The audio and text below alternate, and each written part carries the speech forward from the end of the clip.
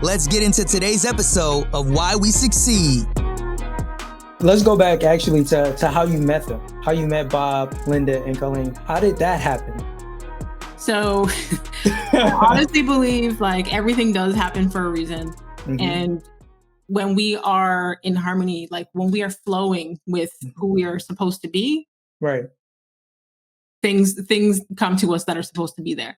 Right. So I was selling real estate. I was in the middle of doing a real estate deal in the office one evening. Mm-hmm. And at the time, because my phone number was on the internet, a young man who followed me on Twitter called mm-hmm. me and said, I have an opportunity for you to meet Bob Proctor. I love the positivity that you put out on Twitter.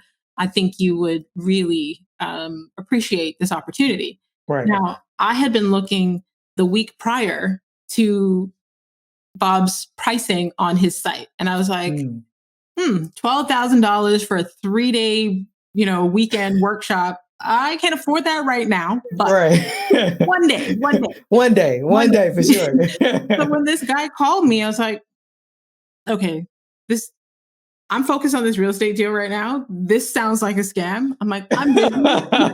Send me an email.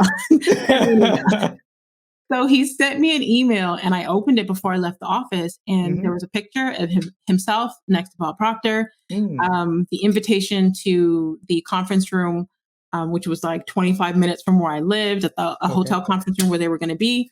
Mm-hmm. And I was like, okay. So I thought about it.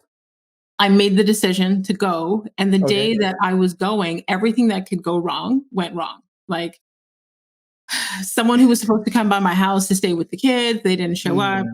I got lost. I ran out of gas, like you name it. Oh my goodness. And I still went. So when I showed up and I got to the conference room, Bob Proctor was standing at the door greeting people as they came in. Wow. And when after I said hello, the super introvert in me looked at the room and there was maybe 30 people max. Okay. Mm-hmm. And everyone was already in their groups having conversations. Mm-hmm. So I went to the empty table and going to this empty table to sit by myself, two women joined me. There was another young woman of color and there was an older lady. Okay. And we just started having conversation and she was asking about my story, what I do and my family. She's like, wow, your story is so inspiring. You should tell my husband. And I said, who's your husband? And she turns and she says, Bob. And I was like, wow. So we're having conversation and she leaves and goes up to the front of the room, I guess, to start the meeting and is introducing her husband. And she says, before I introduce my husband, and the reason we're all here today, I was just speaking with a young woman and she has an amazing story and I wanted the floor to open up and swallow me. Okay. Like, yo, that's what you call getting caught out, right? Like, I know you didn't expect that. No. Like, here, I'm just an observer. So the introvert in me, like my anxiety wwent through the roof because she pointed to me and everybody's looking at me and I was like, oh my goodness. So I felt, really on the spot in that moment. But long story short, Bob went up and did his thing, blew my mind. Wow. And at the end, Linda was like, here's my number. We should do coffee sometime. Wow. And I was like, did she just give me her phone number? Right. Yo, that's what you call God ordained, man. You. Right. Man. So she told me to stay and have a conversation with Bob because I told her that I had just got a publishing deal. My book was coming out, but I was feeling a little uncertain. Okay. And it just so happened that the original publisher that I had signed my deal with had published one of Bob Proctor's previous books. So she says, have a conversation with him. Okay. And I stayed at the end and had a conversation with Bob and he gave me some guidance. Okay. And like I said, I stayed connected with them. Wow. Linda ended up writing the foreword for my first book. Oh, man. Thanks to Bob's guidance, I switched who I published the book with, and the rest is history. Wow. That is amazing. Yo, and I love it because I'm also an introvert, right? So I can totally understand everything that you just said. When I walk into rooms at conferences, I'm definitely scoping out that empty table because Yeah. the barrier of entry is so low. It's like all I got to do is sit here, and then if I have conversation with people, they come to me. So it's perfect. Yes. I'm not intruding. I'm not coming in and trying to say, hold on, this table isn't for you. Like you're not supposed to be sitting here. You bypass all of that, and then to have somebody sit down and it just work out. That is amazing. That is absolutely amazing. And I can relate to that. I remember when I went to a blogging conference a few years back, and I did the same thing, walked in the room, went to the first empty table, and it just started to fill up. And before I knew it, like these people, one of the young ladies that was at the table, she was a super extrovert. Like, I mean, super extrovert. She literally, I didn't even ask her to do this. She started introducing me to people once I shared at the table, like that I did a podcast and stuff. She was like, hey, come over here. Like when we left the meeting, she called me over to do this interview. She introduced me to like maybe like 7-10 people that I ended up having as a guest on my previous podcast. And I'm like, wow, I didn't even expect that. I just happened to sit down at this table, solo dolo, and then God just sends this super connecting extrovert to just put everything in place. So yeah, I can relate to that. That's amazing.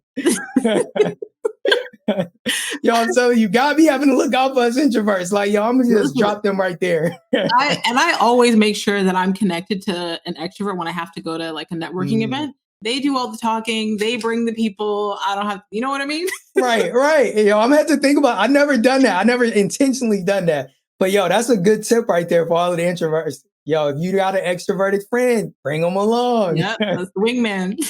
Definitely, wingman. Yeah. Oh man, I love that. So I'm curious if you're taking into consideration that there are other introverts out there. They have this desire to get into business. Would you advise them to take the same first step that you took, or would you give them a different first step that you think would be more impactful? So the thing with introverts, right? We're sensitive to sounds and noise, and we see things other people don't see, and we pay attention to detail. Like we have, I'm going to say common characteristics, but we all individually have our own strengths. Right. So I would say start with that. Like look at what your strengths are and follow that. Let that lead you. Because something that may be naturally, to my character may not be to yours, but we're both introverts, right? So follow what your strengths are and look at the value that you can add to others, how you can best serve using your strengths. That's good. That's good. Now, when you started your personal development in business, your personal development or personal and business development business, what exactly was the thing that kind of led you into that space? I know we talked about the transition and why you did it, but ultimately, was it the fact that you wanted to connect with other women and help them to, step out and do the things that you found that you were able to do? Or was there something else that was driving you in that way? So interesting enough. So after I had spent all that time with the Proctors and we, did some business together, we did a lot of different opportunities together. I got sick. And when I got sick, I kind of took a step back. And it took me, I'm going to say just over a year. Like I was off, like I wasn't really on the scene. And I guess came out of the circle. The Proctors would call and check on me and, ask other people who were close to me how I was doing. But I kind of removed myself from the environment. And kind of secluded myself. And during that time, I had received an email that Bob Proctor was looking for new consultants. And I responded to the email, but I wasn't in the right headspace when I responded to the email. So I was sick. I was healing from a breakup. Like I was just in a low place. And one of his senior salespeople called me and just started asking questions, about what I want to do, and not really focusing on where I was. And I had every excuse in the book why I wasn't prepared. I'm like, I'm not in the right mental headspace. I'm not in the right physical space. I don't have the money in the bank. I made every excuse under the sun. And he said, okay, if you removed all of those obstacles, what would you do? Right. And I told him that I wanted to make an impact in women's lives, that I wanted Mm. to help the women who were in the position that I was in to come Mhm. out of that position and to be able to thrive and not just survive. Right. And when I told him that I was previously already connected to Bob and Linda, he's like, "Oh, really? Okay, I'll call you right back." I was like, "Okay." So he called me back within like 10 minutes. Mhm. And he's like, "I spoke to Bob and he believes you can do this. He believes in you." Wow. And whether he was telling the truth or not, he Mhm. like blew some smoke up my behind. And I'm like, okay. I'm like, okay. Gas you up a little bit. I'm like, all right, okay. Bob thinks I can do this. Right. I'm gonna hold on to his belief in me right now because I don't Mhm. have it in me. Mm. And I signed up for the course same day. Okay.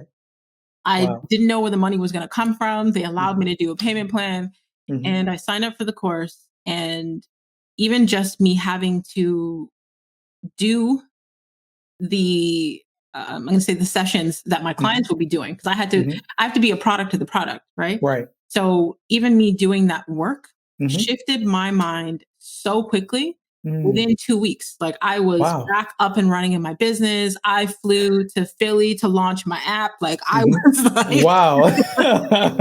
You was on it. I was like, okay. I started feeling better, everything. Right. Now I totally forgot what your question was. Nah, scrap that. I want to know what was it that you heard within that 2 weeks or that you learned within that 2 weeks that just lit that fire up under you? So one of the things, and the salesperson, the sales guy, his name was Arash. Okay. And one of the things that he said to me was, we have the ability to heal ourselves. Mm. We often look to doctors to heal us and to people of, on the outsides, Right. sources to heal us. Mhm. And he's like, when we get a cut, we put a Mhm. Band-Aid over it, we do whatever, but we heal ourselves. It's Right. our own body. He says, you have the power to heal yourself. He's like, you Mm. are holding on to that belief that you are not well, and you are allowing that to give you excuses to Mm. not do the things that you want to do. Right. So he got me to start with affirmations, and that's why I'm a Wow. big believer in affirmations. Mhm. And one of the common affirmations I still use today is Mhm. I am healed and healing others. Yes. So he Yes. got me into using positive affirmations. Mhm. And honestly, I don't remember the exact date, Mhm. but it was like, I'm going to say the last 4 years, maybe 3. Okay, the last Okay. 3 years. Because I was diagnosed with fibromyalgia Mm. back in 2006. So it's like Okay. a chronic, what do they call it? It's an autoimmune disorder, but Mhm. it has like chronic pain and Mm. headaches and brain fog and all these things. Right. And I have not had a fibromyalgia flare up in like 3 years. Okay? God is good. Yo, that is a blessing. I love Yeah. that. So when he opened up my mind to being able to use the material that I'm going to be teaching other people Mhm. to heal myself, Right. and how a lot of our ailments and illness starts Mhm. in the mind. Okay. And when we start to feel all of these things, like the Mhm. word disease should be broken into 2 parts: Mm. dis-ease. It's a body that is in dis-ease. And if we are able to heal the mind and Mhm. to, nurture the mind and give it what it needs and stay, in that positive space. And I'm not saying Right. that negative space doesn't come in or doesn't happen, Mhm. but being able to stay there, can completely shift our Right. health, our environment, our pockets, our bank accounts, whatever it Right. is that matters to you. But just believing in that changed everything for me. I'm Makini Smith, the founder of A Walk in My Stilettos. If you are interested in turning your dreams into reality, head over to my website, awalkinmystilettos.com.